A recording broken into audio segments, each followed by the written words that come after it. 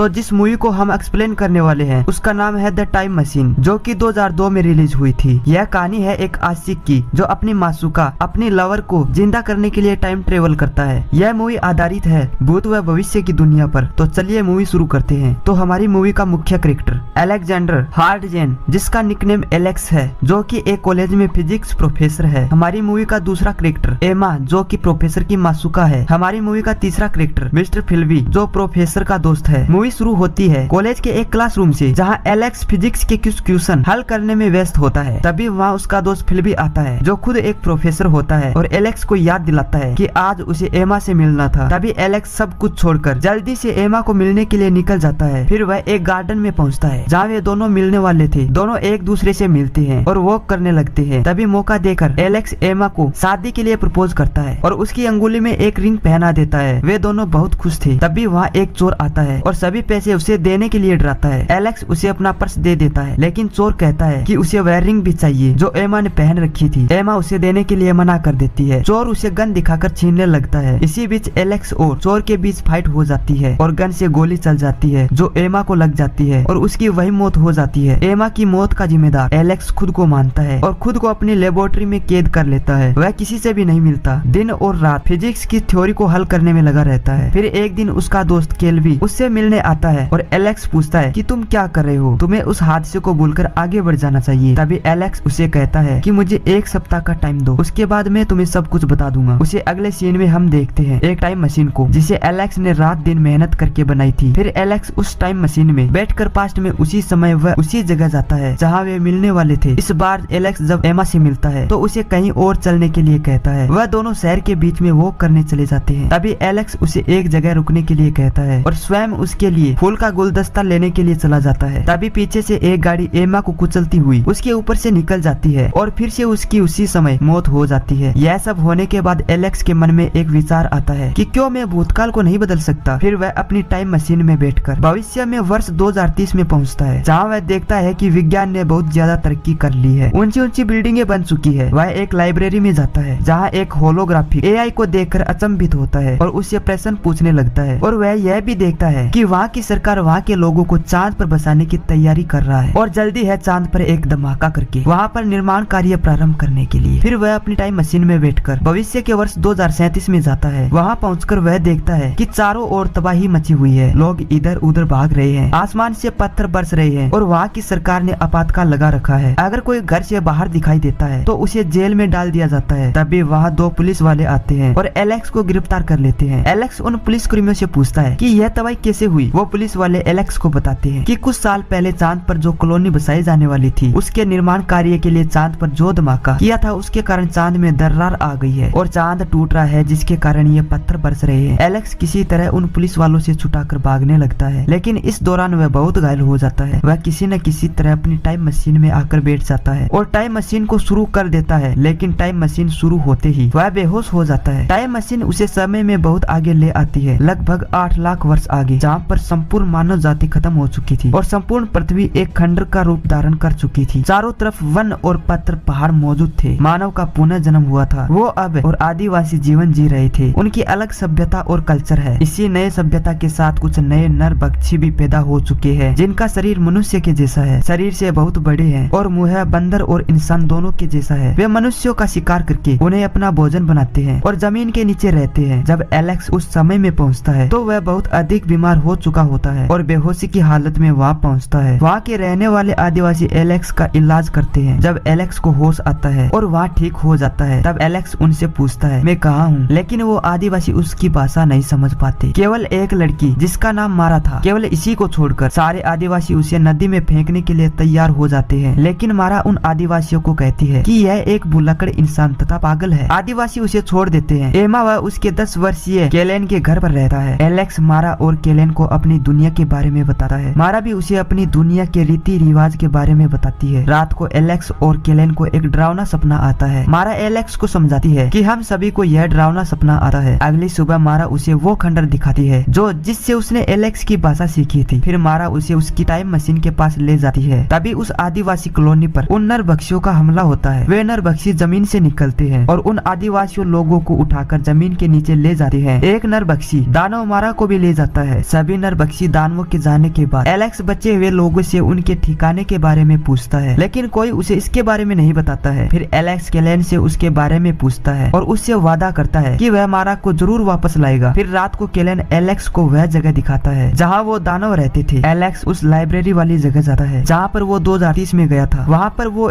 होलोग्राफिकल अभी भी AI बचा था। एलेक्स उसे उन नरभक्षियों के बारे में जानकारी प्राप्त करता है। फिर एलेक्स केलेन की मदद से जमीन के नीचे से उस जगह में घुस जाता है जहाँ वो सभी नरभक्षी दानव रहते थे। एलेक्स वहाँ देखता है कि बहुत सारे दानव अलग अलग निर्माण कार्य कर रहे हैं। जमीन के नीचे पूरी की पूरी दुनिया बसी हुई है। वह किसी तरह उन सबकी नजरों से बचकर निकल ही रहा होता है कि वह एक बहुत बड़े गड्ढे में गिर जाता है जहाँ पर लोगों की हड्डियाँ, खून और खोपड़ियों से भरा हुआ होता है। एलेक्स यह सब देखकर चिल्ला उठता है और तभी वहाँ एक नरभक्षी दानव उसे देख लेता है और उसे पकड़कर अपने मालिक के सामने ले जाता है। उसका मालिक उन सभी में ज्यादा शक्तिशाली था और किसी के भी दिमाग और विचारों को कंट्रोल कर सकता था। वहीं पर उस दानव के सामने मारा को एक पिंजरे में कैद करके रखा हुआ होता है। वह दानव एलेक्स को उनकी और इंसानों की उत्पत्ति के बारे में बताता है और कहता है कि इंसान केवल उनका पेट भरने के लिए पैदा हुए हैं और एलेक्स को अपने समय में लौट जाने के लिए कहता है और उसकी टाइम मशीन लौटा देता है। एलेक्स अपनी टाइम मशीन शुरू करता है और उस दानव को उस टाइम मशीन में धकेलकर मारा को छुड़ाकर वहाँ से बाहर निकल जाता है। तभी उस टाइम मशीन में एक विस्फोट होता है और उससे एक एनर्जी निकलती है जिसके कारण सभी नरभक्षी दानव वहीं पर राख हो जाते हैं। आखिर में एलेक्स वहीं उसी समय में रह जाता है और एलेक्स को मारा से प्यार हो जाता है। मोरल ऑफ स्टोरी, दुनिया जाए भाड़ में, अपने को खुद से मतलब है। सो आपको ये मूवी एक्सप्लेनेशन पसंद आई है तो एक लाइक और सब्सक्राइब जरूर करना। तो मिलते हैं एक नए वीडियो में, तब तक के लिए बाय बाय।